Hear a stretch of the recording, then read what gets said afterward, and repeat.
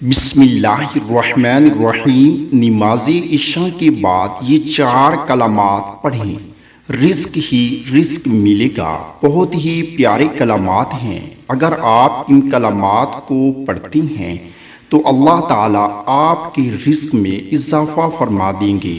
Number 1، یا اللہ، یا رحمان، یا رحیم۔ نمبر 2، اللہم صلی علی